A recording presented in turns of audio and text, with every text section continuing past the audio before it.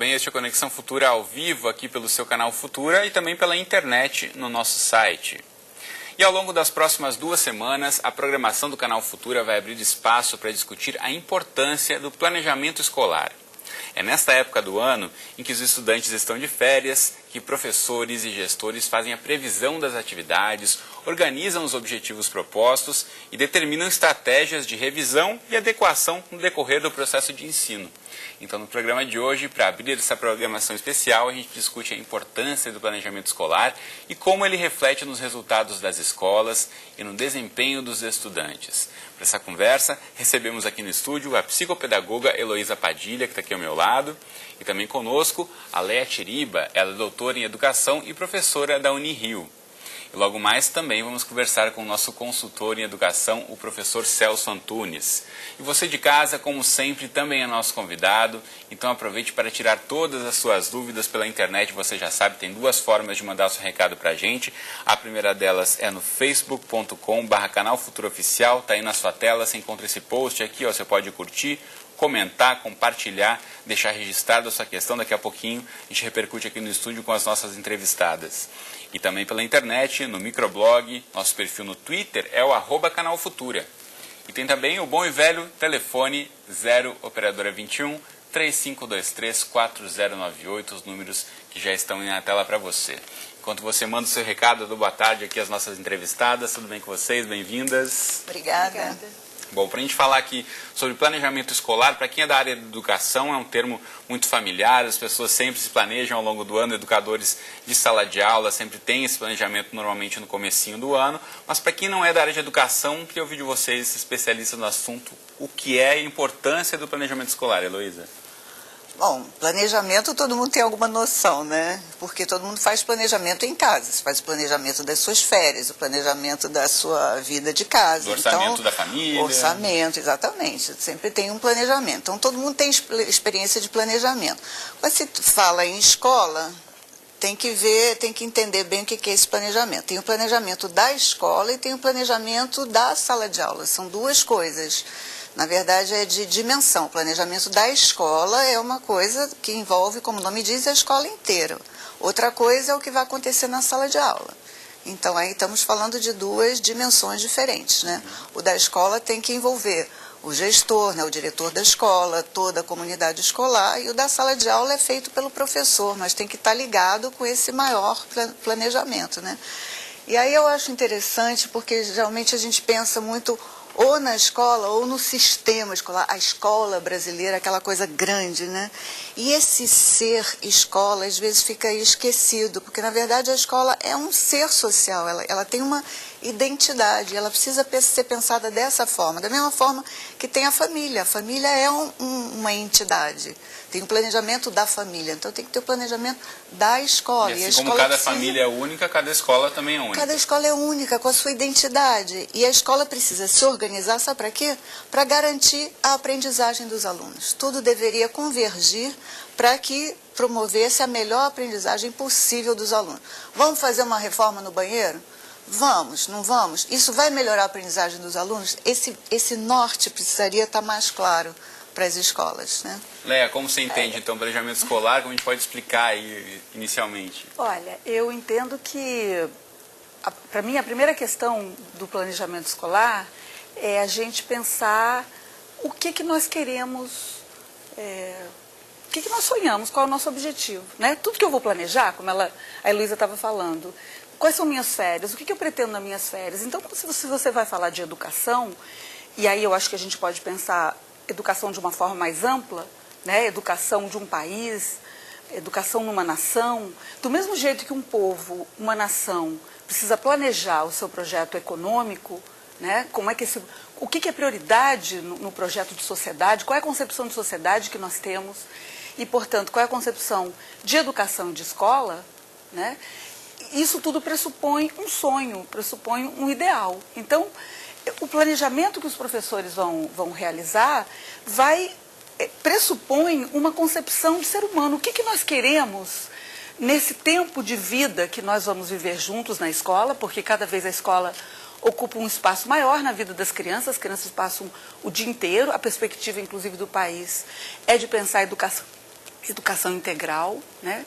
Então, se as crianças vão passar o dia inteiro ali, é ali que elas vão viver. Então, eu como professor e com uma equipe, né, que todo mundo junto vai viver essa experiência, nós precisamos então pensar quais são as nossas prioridades. Nós estamos educando, por exemplo, a gente podia pensar logo em Paulo Freire. Paulo Freire diria, é uma educação que tem uma perspectiva da liberdade ou é uma educação que tem uma perspectiva da domesticação? Então, eu quero pessoas criativas, interessantes, inteligentes. Então, nós precisamos nos organizar para fazer um planejamento que pressupõe esses objetivos. E para esse planejamento, tanto na esfera, como já disse a Heloísa, da escola, e a partir daí os professores, em cada um, na sua sala de aula, com a sua turma, vão se adequar a esses planos também. Eu vou chamar agora para a nossa conversa o nosso consultor em educação, o professor Celso Antunes. Boa tarde, professor. Feliz ano novo para você, tudo bem? Boa tarde, Cristiano. Feliz ano novo para você, feliz ano novo para toda a equipe. E o meu abraço a Heloísa, a Leia e, naturalmente, a todos vocês aí pela oportunidade desse retorno nesse novo ano, cheio de expectativa e com muita esperança. Muito bem, professor. Fala para a gente de que forma o investimento em um bom tempo para fazer um planejamento escolar vai determinar o trabalho desenvolvido ao longo do ano nas escolas. Olha, Cristiano, eu entrei numa sala de aula aproximadamente há 50 anos atrás, nunca mais saí. E ao longo desse processo histórico longo, estive em escolas públicas, escolas particulares, educação infantil, ensino fundamental, ensino médio, ensino superior, e sempre, toda a importância do planejamento foi discutida, foi citada, foi reiterada. Agora, muito poucas vezes aquilo se transformava num objeto concreto, realista, efetivo, dentro do processo escolar. Da maneira como, por exemplo, não se concebe fazer um voo sem um planejamento da rota, não se admite fazer uma intervenção cirúrgica sem um cuidado para que, naturalmente, tudo ocorra normalmente. Esse mesmo reflexo não ocorre, pelo menos ao longo da observação que eu fiz, dentro das escolas onde participei, ou como professor, ou como diretor, em todos os aspectos.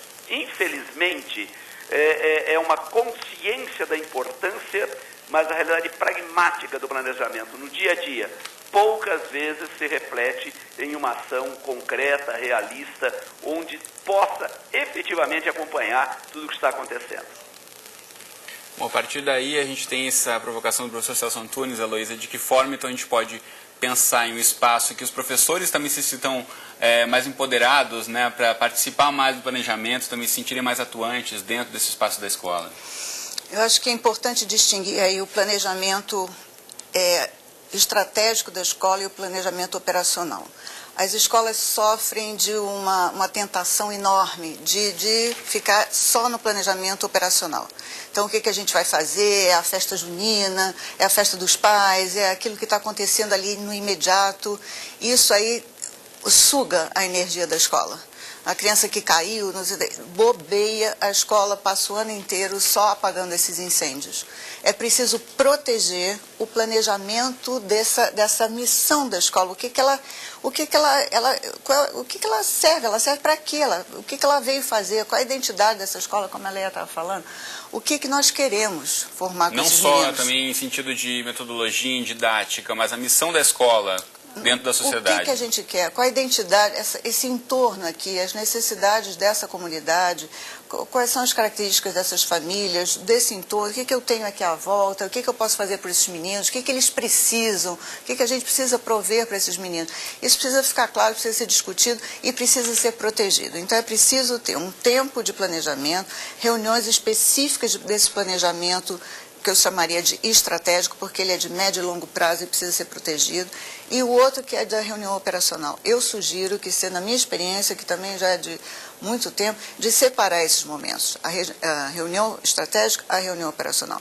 E nisso ter representantes dos professores. Os professores precisam estar juntos, não pode ser uma coisa assim que vem de cima para baixo, não pode ser uma decisão de direção. Nesse sentido, muitas vezes, tanto gestores como professores sofrem com a mudança de quadro, né? A gente sabe que em escolas públicas, principalmente, tanto os gestores, os diretores, como os professores vão mudando. A dança das cadeiras. A dança das cadeiras, a cada ano, às vezes no semestre. Isso acaba implicando também dificuldades para esse planejamento estratégico? Sem dúvida. E isso fica tão...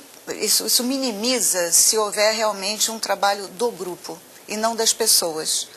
Ou seja, essa pessoa, os professores que estiverem integrando esses grupos de reunião estratégica, de reunião operacional, estiverem representando o grupo e não a si próprios. Porque do momento que ele sai e entra uma outra pessoa no lugar dele, continua representando o pensamento do grupo. E aí a coisa fica menos chocante, né? Do que se estivesse só representando só a sua própria ideia. Quando ele sai, vem outra ideia, muda tudo e começa tudo do zero, né? Então é importante aí ver, proteger esse momento dessa reunião, não abrir mão dela, quer dizer, ter a coisa bem clara onde ela é, esses enquadres dessa reunião precisam ser protegidos, a tarefa, não mudar a tarefa, o tempo, o espaço e as pessoas, não mudar isso, manter isso claro, para que tenha um resultado e possa acompanhar, né? E é operacional em outro momento, em outro local, outras pessoas, para que essas coisas... Isso é a primeira condição para que a coisa possa acontecer.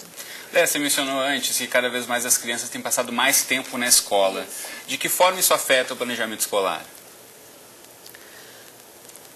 Eu não sei se eu entendi bem sua pergunta, mas eu acho que para eu planejar, eu tenho que saber para que eu estou planejando, né? Qual é o sentido? Então, por exemplo, o professor Celso Antunes colocou, né, que ele viu essa distância muito grande entre essa peça inicial, eu entendi assim, e depois quase nenhum reflexo disso no cotidiano, né? Claro, na minha experiência também isso foi o que eu vi muitas vezes. Por quê? Porque se o planejamento é feito, se ele não é feito por quem trabalha nesse dia a dia, por quem participa do fazer, né? Se ele é um planejamento de cima para baixo, se ele obedece a ideias, a objetivos, a princípios, a utopias, metodologias escolhidas em gabinetes, evidentemente que isso não vai funcionar na prática. E se funcionar, e muitas vezes funciona atropelando as crianças e atropelando os professores. Porque nós, seres humanos, nós somos sujeitos de criatividade, nós somos sujeitos incompletos e nós vamos nos completando no cotidiano, né? Então, eu queria comparar com esse planejamento, por exemplo, que é entregue muitas vezes 2 semanas antes, o professor tem que entregar o planejamento do que ele vai fazer daqui a 15 dias. Veja bem. Então, eu já trabalhei assim. Meu primeiro trabalho como professor era assim. Eu sabia o que era. Eu, em fevereiro, sabia que no mês de agosto eu ia estar trabalhando legumes com as crianças. O que as crianças têm a ver com isso? Você percebe? Porque ele é o planejamento escolar da vida. Um planejamento, para ele ser efetivo, para ele acontecer, ele precisa nascer dos interesses das crianças, das pessoas e dos interesses que emergem todos os dias e que você repara numa escuta, num olhar, né, num interesse se são crianças maiores. Isso vai garantir também o envolvimento e a participação dessa comunidade escolar, de certa forma, quando não é imposto, quando eles participam. Isso, e aí você levantou um ponto fundamental, porque, por exemplo, no Brasil, toda a LDB, como o sistema, o SUS, a assistência social, a área da educação... A LDB, a Lei de Diretrizes e Bases da Educação Brasileira. Isso. Um pressuposto da Constituição brasileira é a gestão democrática. É a gestão democrática do país, da cidade, do sistema educacional e, portanto, a gestão democrática da escola. Inclusive, por exemplo, na educação básica, a qualidade da educação é diretamente proporcional à participação comunitária. Ela é uma ação compartilhada com a sociedade, com as famílias. Então, não é uma propriedade nem de professores, nem de uma direção, seja ela quem for. Vou chamar você de casa para participar também do nosso programa pelo Facebook, pelo Twitter, pelo telefone. Você pode mandar seu recado, deixar registrada aí sua opinião sobre planejamento escolar, assim como já fez o Matheus Fernandes pelo Twitter. Obrigado, Matheus. Ele conta aqui que já estudou magistério. A professora sempre pedia para os alunos mandarem e-mails falando sobre planejamento de aula, criarem seus próprios planejamentos. E nesse sentido eu quero chamar o professor Celso Antunes novamente, professor, que uma pergunta que o Matheus coloca aqui em relação à atualização dos materiais, pensando em planejamento da sala de aula mesmo, o professor pensando no conteúdo que ele vai aplicar ao longo dos meses nos alunos. Ele diz aqui que muitas vezes os professores utilizam o mesmo material há muitos anos e as aulas acabam ficando ultrapassadas. Queria ouvir de você em relação a isso, professor, a importância dos professores também se atualizarem e não ficarem simplesmente fizerem um planejamento no passado e aplicar aquilo para o resto da vida? Exatamente. Eu creio que ele tocou aquilo que me parece ser o ponto central das dificuldades do professor na execução do planejamento.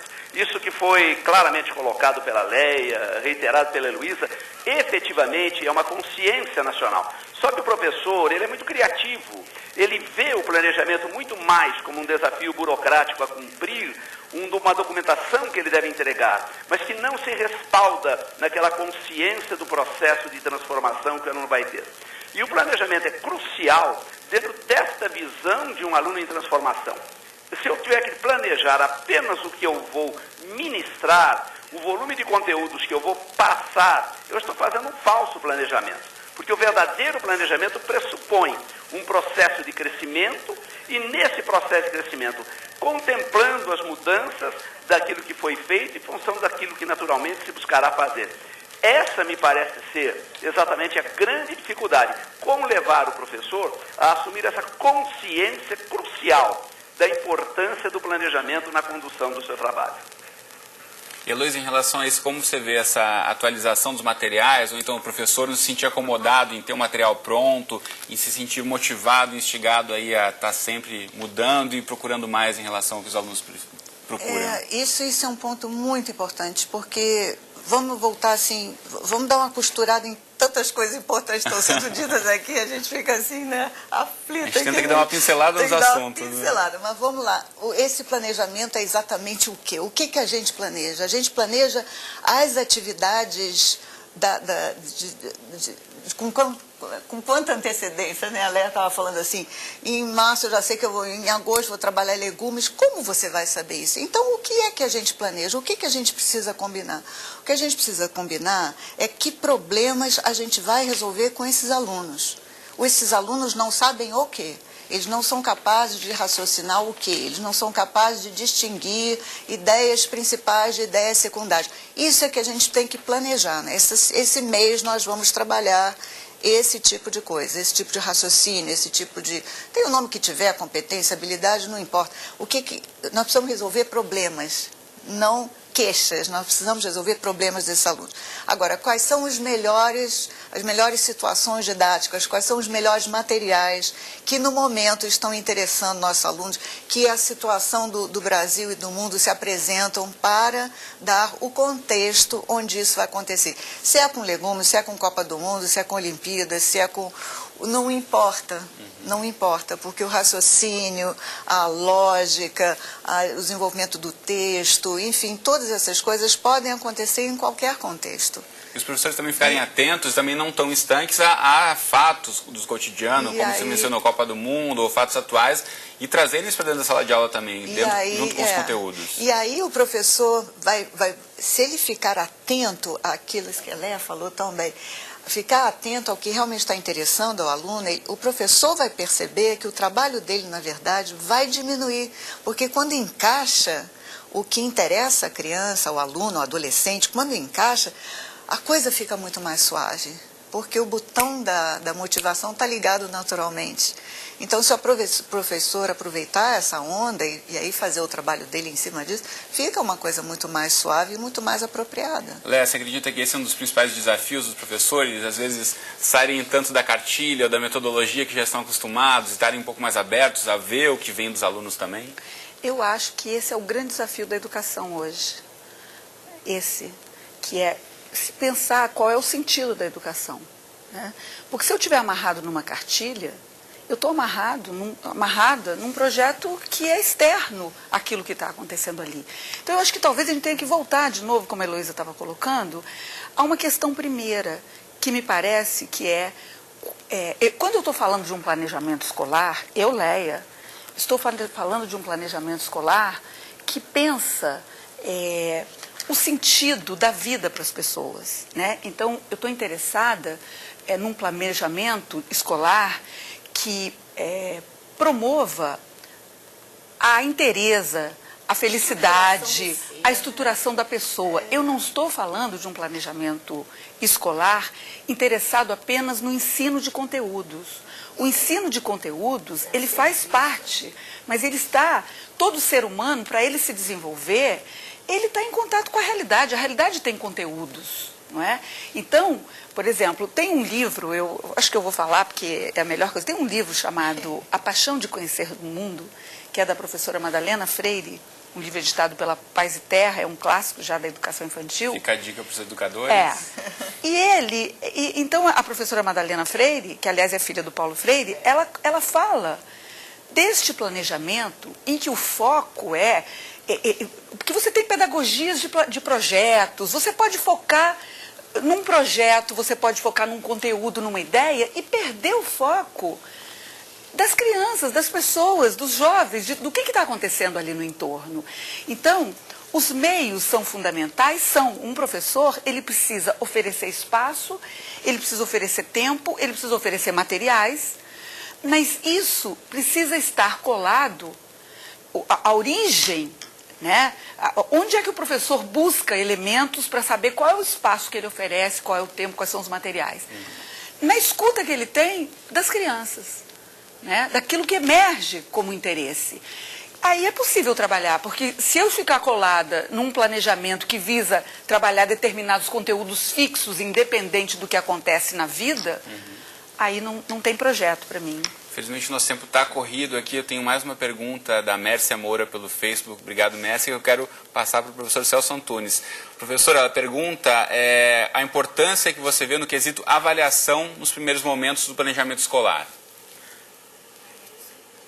Bom, a avaliação é, digamos assim, o ponto crucial e final de todo um processo de aprendizagem. Se não existe uma avaliação eficiente, não se pode aferir se realmente houve a transformação e, portanto, se a aprendizagem aconteceu. Agora, o que me parece mais difícil é criar no professor isso que a lei está dizendo, essa consciência de que o conteúdo que ele transmite é apenas um meio para que o aluno relacione aquilo que ele aprende com a vida que ele vive, com o entorno da escola. Não se aprende saberes para acumulá-los enciclopedicamente, mas para vivenciá-los. E no contexto dessa trajetória, uma avaliação completa, integral, que perceba o aluno em todos os seus momentos, que não crie temores, acaba sendo o ponto crucial que nos dirá: realizamos a nossa tarefa, alcançamos o nosso objetivo ou nos colocamos distante dos mesmos. Portanto, é o ponto culminante, mas ao mesmo tempo o ponto central da qualidade de um planejamento pedagógico bem realizado, tanto do ponto de vista estratégico, como naturalmente daquele ponto de vista mais pessoal, mais geral, mais operacional do planejamento. Muito bem. Professor Celso Antunes, muito obrigado pela participação mais uma vez aqui com a gente no Conexão Futura. Boa tarde para você. Boa tarde, um grande prazer estar com vocês. Infelizmente, nosso tempo acabou, então, Leia, Heloísa, obrigado pela presença aqui no estúdio comigo. Você de casa, se ficou interessado no assunto, a gente volta a tratar ao longo de toda a semana aqui no Conexão Futura mais sobre o planejamento escolar. Na semana que vem tem Jornal Futura também com reportagens especiais, então o assunto não acabou por aqui. Registrando também a participação do Alexandre aqui do Rio de Janeiro, a Mércia, o Matheus. E antes de encerrar, eu quero dar um lembrete para os estudantes, que estão abertas as inscrições para o SISU, que é o Sistema de Seleção Unificada. O período de inscrições foi aberto na madrugada de hoje e vai até às 23h59 da próxima sexta-feira, dia 10 de janeiro. Atenção, que é pelo horário de Brasília. Os mais de 5 milhões de candidatos que fizeram o Enem, o Exame Nacional do Ensino Médio, em 2013, poderão concorrer a uma das vagas em cursos superiores oferecidos por universidades federais, estaduais e institutos federais. Mais informações na internet, rapidamente o site para você, está aí na tela, sisu.mec.gov.br. Não deixe aí de entrar no site e ver todas as informações. Mais uma vez, Leia e Heloísa, obrigado pela presença. Obrigada, Cris. Você de casa, obrigado pela companhia. A gente volta a se encontrar então amanhã, a partir das 2h30 da tarde, em mais um Conexão Futura. Um abraço e até lá.